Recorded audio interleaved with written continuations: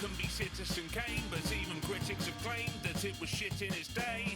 Some films are shit and shit they will stay, but some get better over time because of Nicolas Cage. So which film stays shit forever?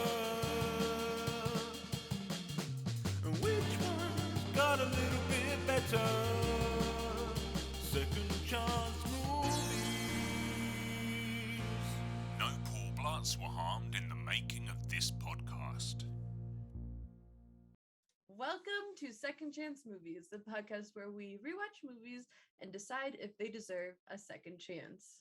I'm Joe Harper, your host who loves rewatching movies and seeing movies about movies in a movie. And I'm Jessica Quaz, your host who's a one and done kind of movie viewer, whose soul sister is Gail Weathers. And today we are giving a second chance to Scream 3. Woohoo! Scream 3. We are getting Scream 5. 5. It's coming out. We have not seen it yet. I believe it's actually just titled Scream, Right. which is super confusing when trying to look up these movies. But yeah, we have chosen Scream 3 today because, well, of course, Scream 5 is coming out, but also Scream 3 is the lowest reviewed movie of the saga. Yeah, saga is the right word, right? Saga, yeah. It's not a trilogy anymore because they made a fourth and a fifth. Mm-hmm. So saga, yeah. I like Saga. Series? Yeah. Series? Yeah, okay. Yeah. Saga is better. It's more dramatic. Hell yes, it is. It totally applies to the Scream franchise. That's right. Just heads up for everyone. Spoiler alert. We're going to be talking about Scream 3 and probably Scream 1 and 2 and 4 and not 5 because I haven't seen it. It hasn't released yet at the time of this recording. So yeah, we're going to be talking about it. So if you haven't seen it and you wanted to see it, we're going to be talking about it. Good luck. We sure are. We're going to get into it. Also, for those of you who do not remember Scream 3, like I didn't remember Scream 3, so we are going to read the synopsis. While Sydney and her friends visit the Hollywood set of Stab 3, the third film based on the Woodsboro murders, another Ghostface killer rises to terrorize them. That has been one of the most accurate synopsises of a movie we've watched recently. I mean, that is what happens. To the point. Yeah. Yeah. That's it. That's basics going on. Yeah. All right, this is the third one. And Jessica, let me know your history with the Scream movies, and more specifically, this third one. So I love Scream 1 and 2, and I like 4 a lot. I don't remember like the first time I saw any of the Scream movies because it's been so long, nor do I remember the third one. I know out of all of them, I've seen 1 and 2 the most. I watch them usually at least once a year around Halloween. And then sometimes I throw the 4th one into the rotation as well. But 3, it was one like I never liked as much. It avoids the rotation.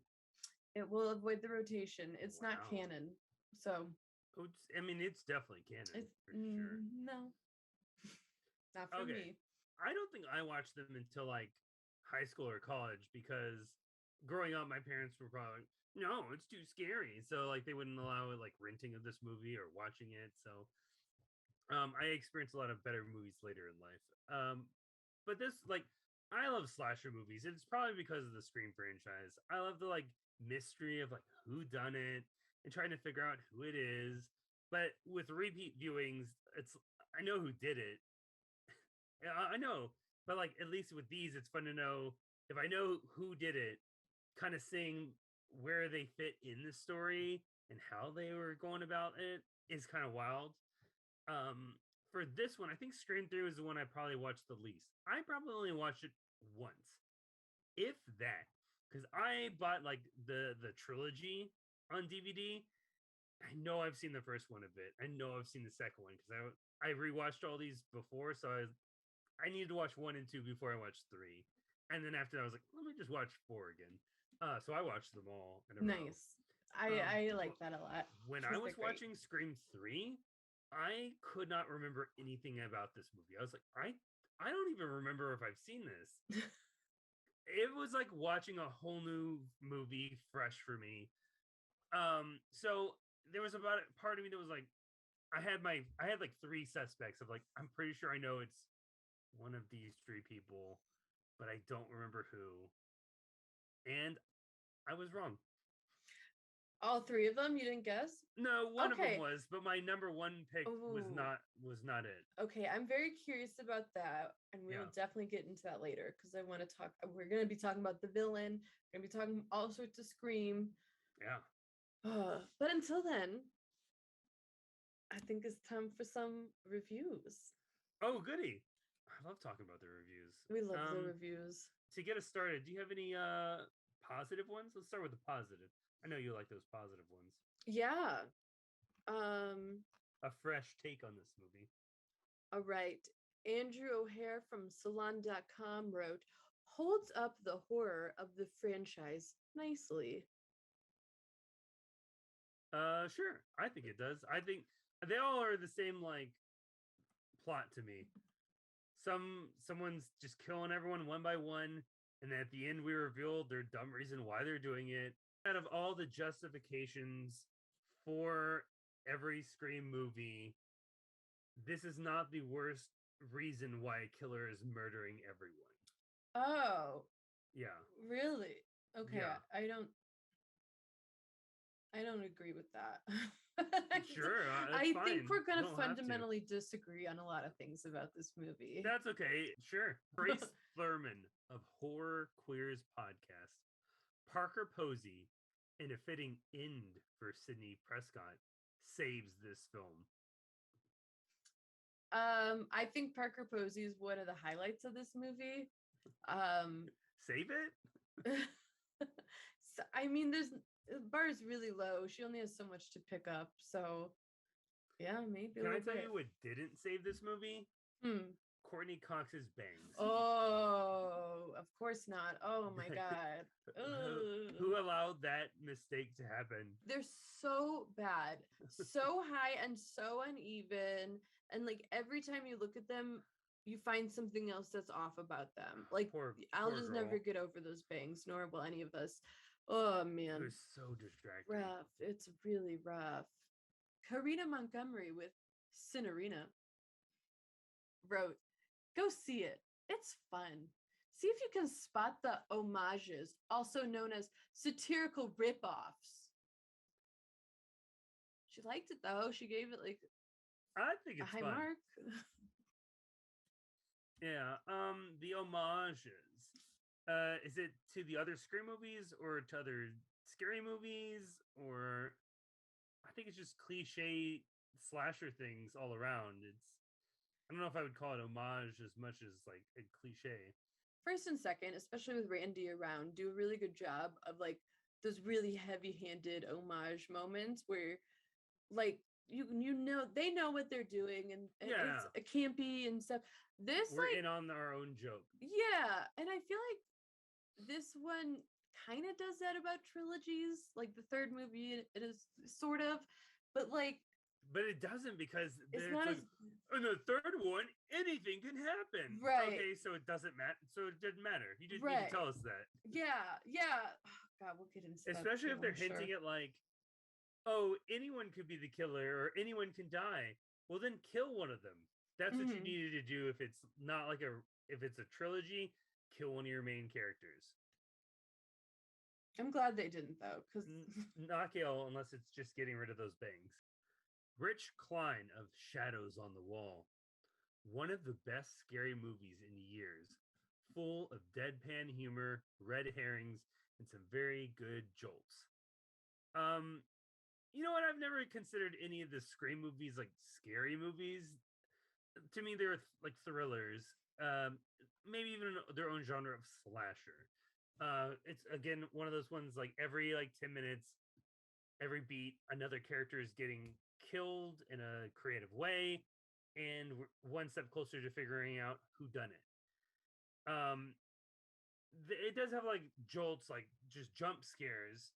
I really wouldn't call them like I wouldn't call that scary at all. It's startling, but it's not like gonna creep me out and make me nervous. Say the red herrings. I mean, because I really didn't know who was gonna be the killer. I had an inkling of like it's got to be one of these three people, and it was one of them, but it wasn't my main suspect.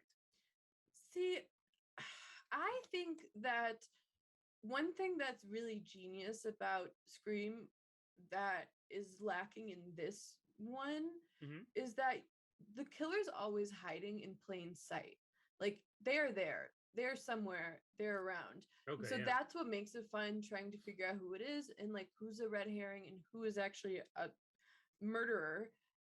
Whereas this, our murderer is hardly in it at all, really. We see him once and we get some phone calls with him, but like we really don't see him interact at all with anyone else. Like this it's makes very me want to limited. rewatch it to like see where he's at throughout the movie. Yeah, because I have watched it quite a few times, you know, even though I don't love it. I have. It's one of the very few movies I will rewatch, even if I don't care for it.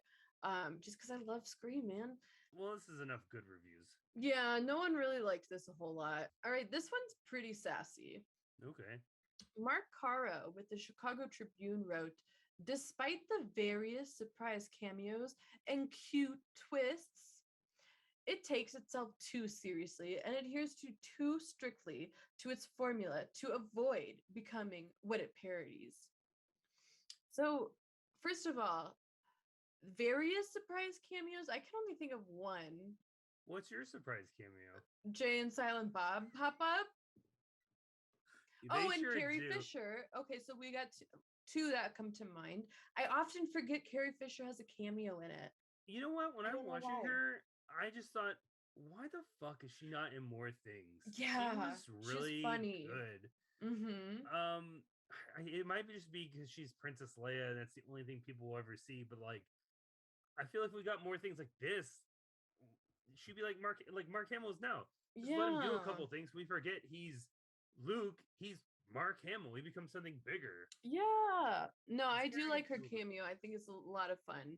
I do think it's super strange that Jay and Silent Bob are in it. Yeah. Mostly because they're fictional characters. Right. But the reason they're in it is because it's both are produced by Miramax, and Kevin Smith worked a lot with Weinstein. Ugh. It feels out of place a little bit. I get that like we do meta stuff with movies for the Scream franchise, but that one in particular just feels sort of strange. All right. Owen Gleberman from Entertainment Weekly said, the only thing the movie kills with any decisiveness is your time. Yikes. Madeline Williams of Cinematter. Scream promised to change that formula. Scream 3 proves that we're back to the same old story, and it's not all that good. America's sassiest bitch came in hot, not like in Scream 3, one bit. Roger Ebert from the Chicago Sun-Times said, if Scream was like a funny joke, Scream 2 was like somebody telling you, here's how I heard that joke. And Scream 3 is like somebody who won't believe you've already heard it. Yeah. I mean, the movies are essentially copy-paste. It's a formula, yeah. Which doesn't bother me. No. Because I think it's a solid formula. Are some of the movies weak? Kind of, but like they're also just fun and dumb. Like, also, who cares? like the slasher genre is incredibly formulaic, but like that's fine. Like I think that's what makes the first Scream iconic, because you got people that are like essentially breaking down the tropes and playing with the rules. And that's what makes the first one iconic. Yeah. All the sequels have just been fun treats for the audiences that liked the first one. I really like 2. 2's up there with 1 for me. I feel like 2 is the one I watch the most, which is why I probably don't care for it. Okay. I would always go over my neighbor's house and we'd always catch the end. It was always on like on TV on cable, and we'd always somehow get the end. I was like, okay, I'll watch the end. Watch the end a couple. So that's when I know who it is. It's really funny that I also what think, you've seen the most is the Laurie Metcalf reveal. Like, what? yeah, I've seen it, and then when I'm watching, I'm like, it's so fucking obvious it's her. The reason why it's her is whoa, what? Yeah. Mom. She's Billy's mom. Billy is. Let's see if we can break this down a little easier. Before the events of Scream, Cotton is sleeping with her mom. Her mom's like sleeping around with a lot of people, right? Yeah. Okay. Yes. Yes. Okay. As far as we know, yes. Okay. 3 kind of muddies those waters a little bit. I agree. I think by that point we're just like, okay, you're just trying to weave a basket now. Like, I don't know what's going on. So for the first movie, yeah, so Sydney, just like this happens with like traumatic situations, but Sydney misremembers what she thought she saw, and she believes that this guy Cotton Weary, who's played by Liev Schreiber, is the killer of her mother. And he's in jail. He's in Scream 1. He's been serving time for this because Sydney's been like, it was him. Yes. And then as the movie goes forward, people are picking her friends off one by one. We find out that Cotton is not, in fact, the killer. It's her boyfriend and her boyfriend's friend. And they did it, one, because they just are psychopaths. Which, hey, that does happen. Like, people just be murdering to murder, which is awful. And then it turns out that Sydney's mother was sleeping with Billy's father, her boyfriend's dad. So that's why he was like, fuck this bitch, you've ruined my family. Okay. Because he's a teenager also. Like, let's not forget, he's got a teenage brain. They all look like they're in their mid-20s. So. Yeah. Skeet Ulrich is a babe as a villain as well. Oh, so young, yeah. So young, stupid brain is like, you ruined my life, I'm gonna kill you. And then Stu is just crazy and is like, yeah, I want to try to murder and see what that's like. And so they do that. All right.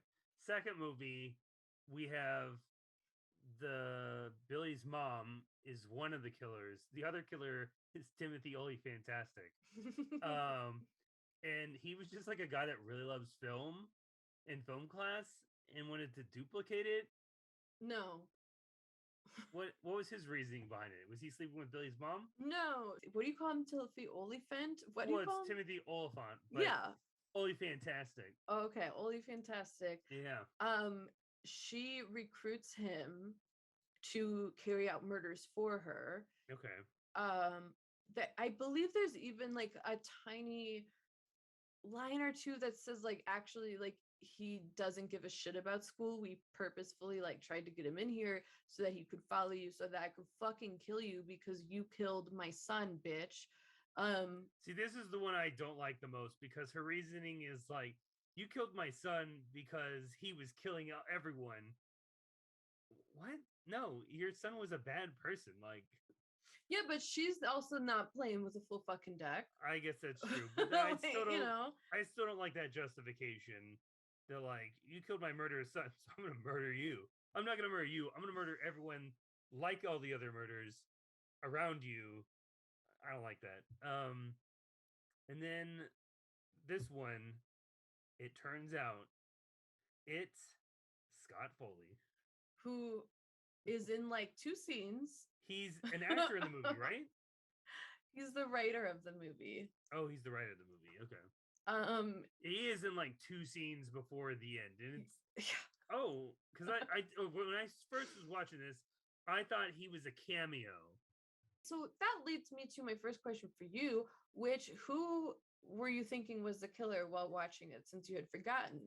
So I assumed it was 2 people at the beginning. So I assumed my 3 lead suspects were Parker Posey, Scott Foley, and Patrick Dempsey. Okay. And so when I was like, there's 2 people that are probably the killer, when Parker's around Patrick Warburton, I thought, are they in on it together? And then he dies, and I'm like, oh well, it's definitely not him. Which sucked because I like Warburton a lot. But then I definitely thought it was Patrick Dempsey as the cop. I thought the cop was 100%. He would just jump in and out of the story Yeah. very conveniently, Yeah. and like also have a shitty attitude towards everyone. And act like a fucking creep at times as But well. also, that's what I thought. I was like, no one's gonna suspect Pretty Boy Dempsey as the bad guy, and so that's why I was like, it's gotta be him. And then it's not. And I was like, it was Foley, and he plays like Sydney's half brother, and he's doing it because the mom, what, she had him or no? Oh my What, god. This is where we get fucking I wild. already don't remember. So this is a lot, but here we go. Yeah. So we're here for it though. Okay, I just want to remind you that a few minutes ago you said this motivation was one of the best. I said it was not the worst. Okay. I thought it was better than some of the others. Okay, so this is wild times for me, but so Maureen Prescott, Sydney's mom, at some point just like leaves Woodsboro, and that's even a line. That's literally a line. Gail's like, at some point she left Woodsboro and no one knows where she went. And it's like, okay. So she went to LA, wanted to be an actress. And while she was out there, she went to the executive producer's party because he would have multiple parties at his house. And while there, someone took advantage of her and she got pregnant. And it was probably the producer who is probably the dad of. No, we have a line where he's like, I mean, some people just did bad things at my parties. I didn't mean for it to go out of hand. Okay. So, yikes. So Scott Foley is adopted and then finds out that his mom abandoned him. And I mean, he knew that though. He knew that. He's known that his mom abandoned him if he was adopted. So but we don't get any clarification on Whatever, like when he found out. He gets really mad about it, and he actually so now we are changing the whole story. Scott Foley's character goes to Woodsboro and gets Billy and Stu to think that Billy's dad is having an affair with Maureen. But now okay, the third one, everything we thought we knew is we're playing wrong. Around with the facts that we've already had. Yeah. Okay. You're right. This is the worst one in the trilogy. Which is like what actually like Randy says in the video that they get of him. He's like, it's a trilogy. Anything can happen. We go back to your origin story, and anything can change. Whatever. So they do change. Actually, I do like thing. We get a little Randy cameo. Like, I do too. He got killed off, and we need Randy in this movie. I know. I think that's the worst part of the fourth one is we don't get a Randy cameo. So you get I think there's a little line about him. There is a line about him where like the film nerds love him in 4. He was like their little hero. Yeah. So actually, what was supposed to happen. And I don't really know what happened here. And if we could do this in 5, I'm not going to question it. I'm going to be all into it. So originally, Scream 3, instead of the video, it was supposed to be Randy shows up and was like, I didn't really die. I went into like witness protection program. I was afraid for my life. Here I am. I don't know why they changed it. Maybe scheduling, they couldn't get Jamie Kennedy to do it, but I hope they do feel it like for he's 5. the type of guy that would like absolutely show up. Yeah. Maybe 5. I'll be fine. I'll accept it. I'll fucking like I'd accept that in all the movies, like Dewey gets killed definitely in 2 of the movies, and then like miraculously he survived them all. Yeah. So I think like if Dewey can come back, anyone can come back. Truly, who cares? And also, okay. As long as you write any line of dialogue that explains, oh, well, actually, it hit my bone in my brain, and that's why the knife didn't go through the brain and kill me. So I'm alive. Yeah. Okay. Okay. Sure. If you say so. I'll take it. Yeah. I definitely saw death, but if you say it wasn't. I can erase that from my memory. Sure thing. Okay. Who cares? So we're getting fun Scream movies. Who cares? Yeah, I don't care. So yeah, Scott Foley basically tracks down his birth mother. Okay, yeah. Is like really pissed off that she abandoned him. That's not enough though. He writes the stab movies? Yes. Jesus Christ. He writes the stab movies because he's just like obsessed with his own work. Okay. Because it turns out he orchestrated the events of one and he just loves it so much. At one point, he literally says, I'm a director, Sid. I direct. Now, do you think he encouraged Billy's mom to react? And he was the grand master of all the movies? No. That would have been even more epic if he was able to do that. He doesn't take any sort of credit for that. I feel like he needs to. That would have made this the perfect trilogy movie. Like about this movie. Did you like anything about this movie? I really liked Parker Posey in this movie. She's the actress playing Gail Weathers. Yes.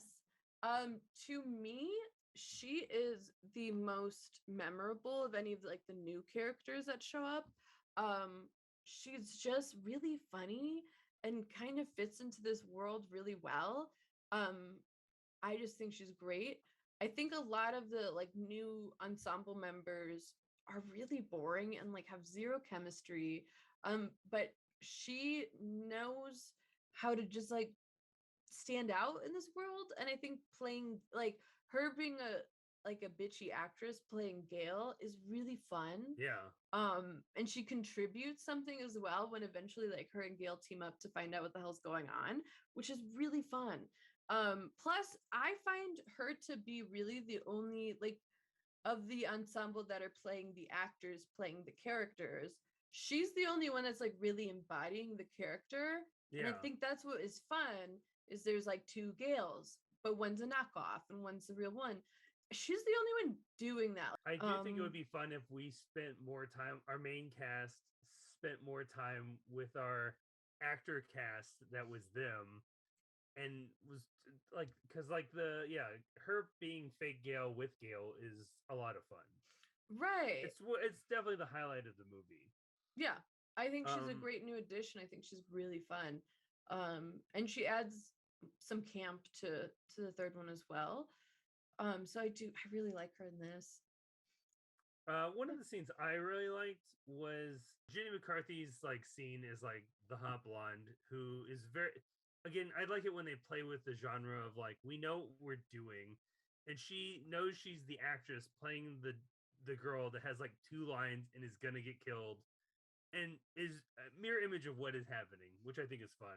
I think that's really fun too. And I think that like kind of harkens back to the first one of like being really meta about the fact that we're a movie, because she has a line that's like she's complaining to the director like, I'm the second character killed and I only have 2 scenes.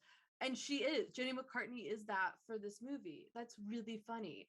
And there's just something about her, like I don't particularly like her. She's anti-vax and whatever, but she like fits really well into this universe, so like I don't mind her in this at all. Did Mortimer die in this? I think she did. Again, she's stabbed. Super forgettable in this movie. Super forgettable. Does Dewey die in this movie? Die? He's like attacked, yeah, and not as much as he does in like 1 and 2. Man, 2 is intense with his. I think that scene is great when he's like banging on the glass, like Warren Gale, and then Gale turns around and they can't hear each other through the soundproof glass. And he just gets stabbed, and there's blood everywhere. Yeah, fuck, dude, he's done. But he didn't die. No, he doesn't die. So one thing I will say that I actually do like, I just don't know how much.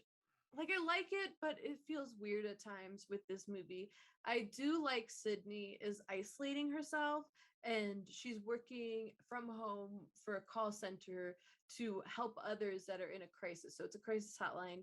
And she's helping other people. And I think that's really fitting for her. And it makes complete sense that at the start she's isolating herself because she's been through some shit. She's also taking phone calls, which one of them ended up being the ghost face voice. And I'm like, that's such a clever way. I like that. Again, this is why I think this is good characterization for Sydney. But then at times, like, it does feel very wasteful. Like the first half of the movie, she's really just like answering phones and napping and like dreaming of her dead mom, which is like, okay.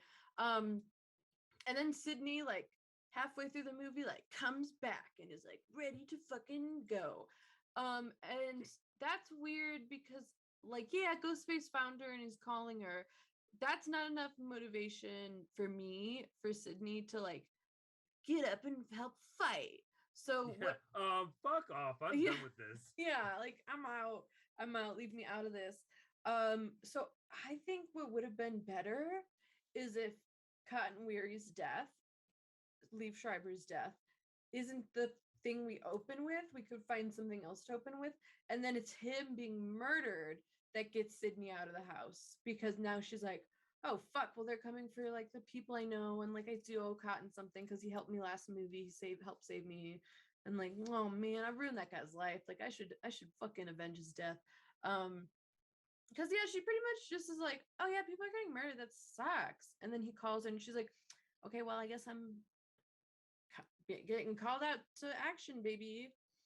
So again, I like what they have her do, where she finds comfort in herself and is able to like move past and work through her trauma. But the way in which they do it, I don't know. I don't know how much I love it. Kincaid, who's Patrick Dempsey, was included in the climax at the producer's insistence after they realized he disappeared before the third act and his arc went nowhere otherwise. I think the ending is like, that's how it reads. Like with Patrick Dempsey, he's just Well, there like, everyone is just entering, exiting rooms at such a quick pace that like I can't keep up with what's happening. There are two times where we have a group of our ensemble of our characters together in one house getting attacked. It happens twice in this movie. And both times to me are like reminiscent of the first movie's party scene, in which Rose McGowan gets taken out. Okay. But it just never like lives up to that. And I don't know why. It just feels really messy and like so many things are happening at once.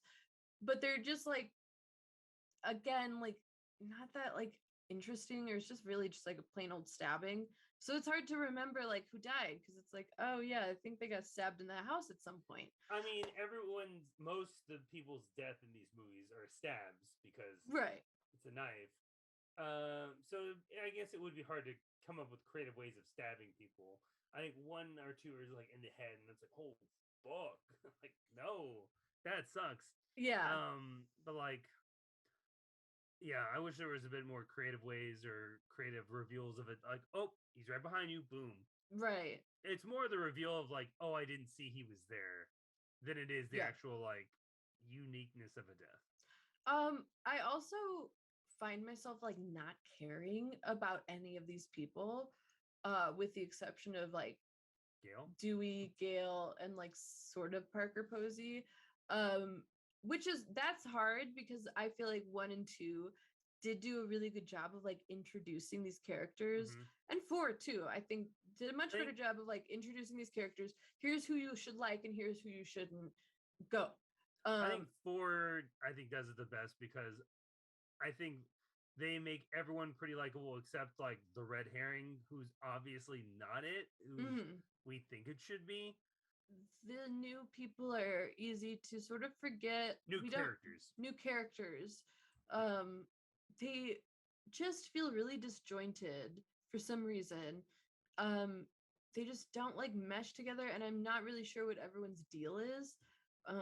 So I don't care when they die or when they survive. One thing that I think is fun about this trilogy, the first 3, and I guess it kind of falls into the 4th one as well, is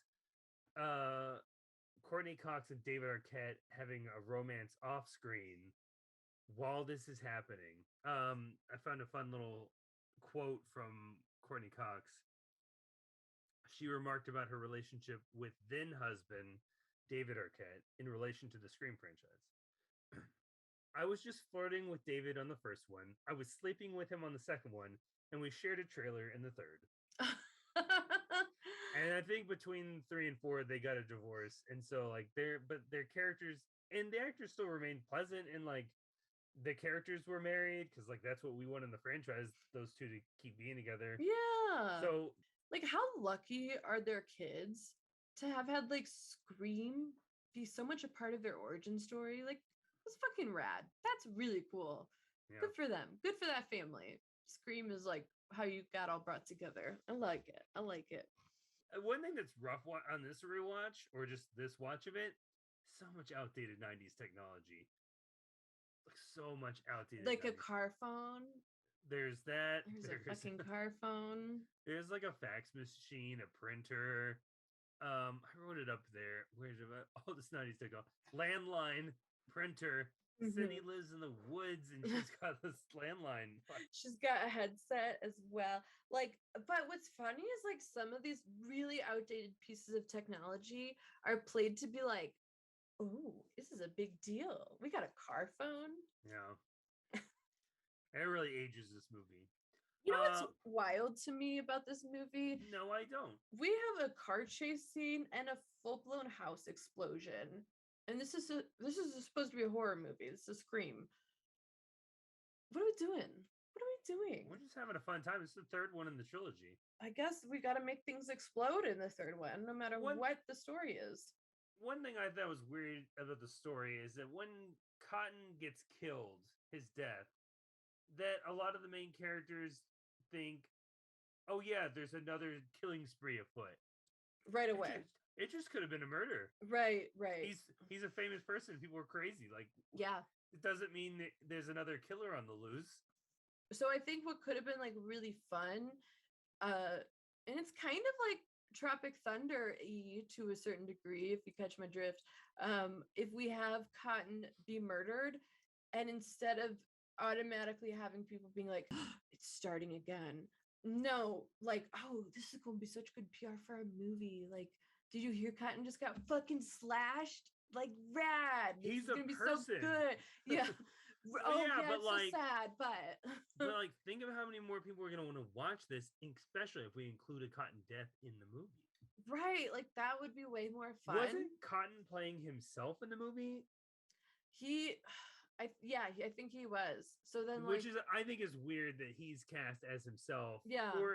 Or cast at all in the movie. I guess like a cameo, but like he wouldn't be one of the people that die. Like, I also think he, especially after the events of those two movies, he would be like, no, I don't want to be anything involved with this. Well, and also like I like that we get rid of him in 3, but I don't like that he's our opener. Because it feels super weird also just to have like these like what's supposed to be like a really like intimate phone call in which I'm telling you I'm gonna fucking murder you is like in a car in like LA traffic. Like that's just like such a weird setting. And in that small scene, we gather that he has his own talk show called like 100% Cotton. And I think that would be really funny to explore that more of like he can't be in Stab. He's a journalist now, or something. But yeah, he gets killed off way too soon to have any sort of fun with that. So I think like I don't hate this premise. I think Stab has been on the peripheral since like 2. And we've always been so meta about filmmaking and movies and like these structure of movies that it could have been really fun to have like a movie within a movie, but there's something off about this. Yeah, I do think the backdrop of we're on the set of Stab 3 and the actors playing the characters are getting killed off is such a great way for a third movie in the series. But yeah, there's just a lot of missteps. I think that would have fit so much better had we wanted to drum up press, and that's why all these murders are happening. Oh, and cast members are being replaced. It's so sad. People are gonna want to see it. Like that fits in better with like what we're doing in 3, and then also just like the overarching like meta movie situation for Scream. We've solved the movie. We fixed it. We fixed it. Like also, no offense to Scott Foley, but like if you compare the reveal, like his acting as like the reveal, if you compare that to like everyone else's acting when it's revealed they're the killers, like it's just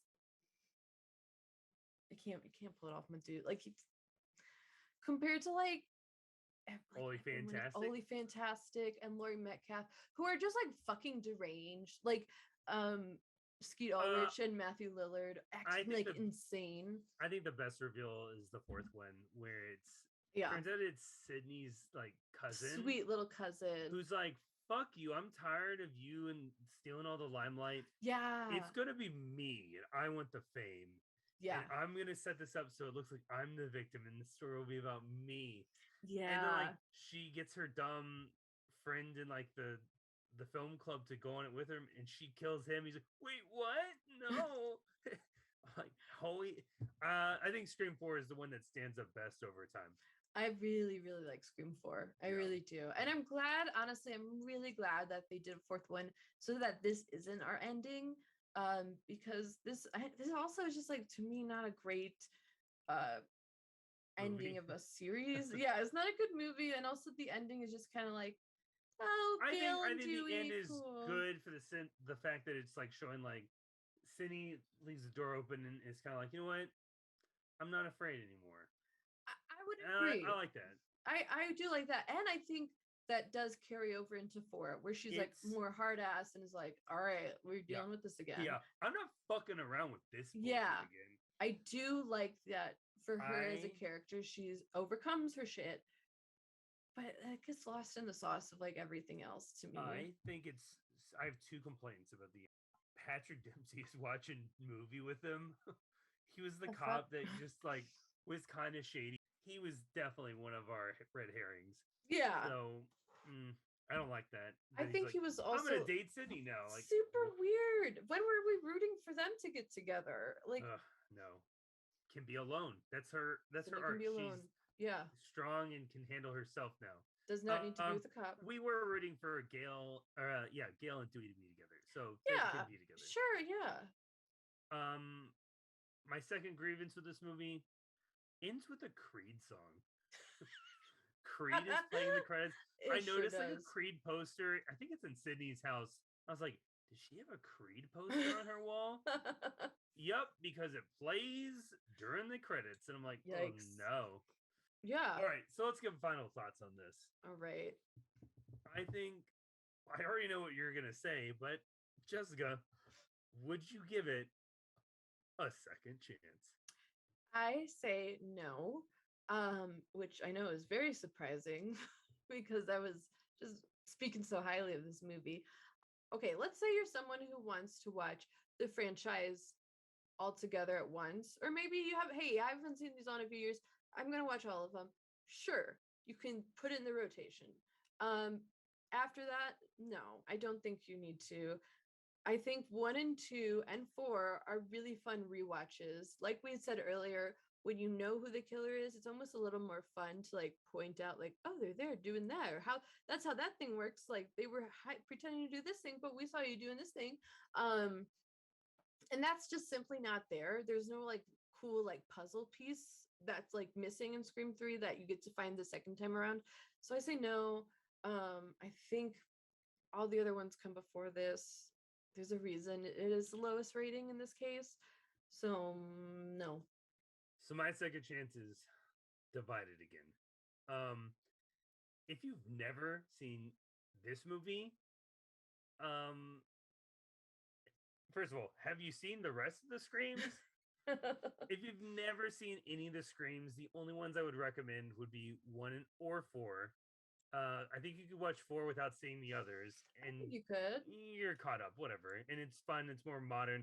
I could understand why someone would be like, I don't want to watch something that's over 20 years old. I get it, whatever. There's too many things to watch. Just watch number 4. But if you wanted to see them all, start with 1. And I feel like if you watched 1 and liked it, you'd just go 2, 3, 4. You'd watch them all. But if you haven't watched any of them in a while, you're like, I want to revisit the whole thing. But if you're like, how was 3? You can skip it. It's not great. It was fun for me. I enjoyed my time with it, but this is the least best Scream movie. But they're all fun. They're all slashers and I dig them. I think what you said is good, which is it's the least best out of all 4 that we have so far. I just find that like I know where we can go when we're at the best, and like we're not there but you know nearly at all with 3, like one bit. And I find all the 3 other movies to be so fantastic. But you know, So when you have like 1 and 2, their only place to go was down. There was nowhere yeah, you weren't gonna build it up. That's why I think really like hard. 4 is pretty equal with 2 and 1. They're all equal in my mind. 3 just slightly below. Well, thank you for listening to another episode of Second Chance Movies. Really appreciate you. If you've liked what you've been listening to, please leave us a review, a comment, a like. It really helps us. Subscribe, download an episode. We really appreciate you guys. Thanks for listening. Talk to us about movies. Let's start up a conversation. What movies do you want to talk about? What movies do you want us to talk about? We love talking about movies. Absolutely. And you can follow us on social media. Everything's listed below. You can contact us there. Again, we love talking. We love talking about movies. So let's be friends. A big thank you as always to Beaty McBeatface for our theme song. And yeah, we'll be back next week with another Second Chance movie. I don't think I have any sound bites for this movie.